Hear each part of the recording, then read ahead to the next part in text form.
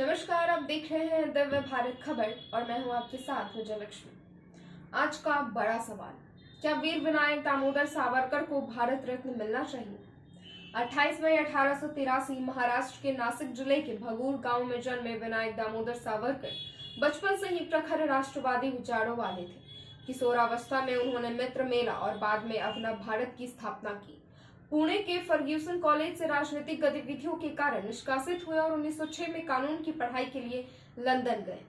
वहां India house से जुड़कर 1857 की क्रांति पर पुस्तक लिखी, जिसे अंग्रेजों ने प्रतिबंधित कर दिया।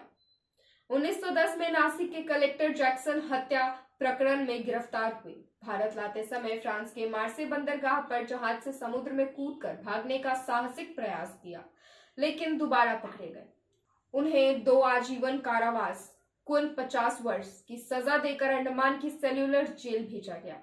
13.5 बाई 7.5 फीट की कोठरी में कठोर श्रम सहते हुए उन्होंने पत्थर के टुकड़ों को कलम बनाकर जेल की दीवारों पर लगभग 6000 पंक्तियां लिखी और उन्हें कंठस्थ किया।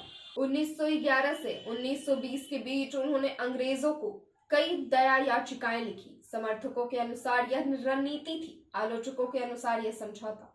1924 में शर्तों पर रिहा हुए और रत्नागिरी में सामाजिक सुधार कार्य किया।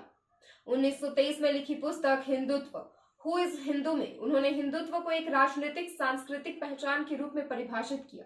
भारत को पितृभूमि, मातृभूमि और पुण्य भूमि मानने वालों को राष्ट्र की मूल पहचान बताया।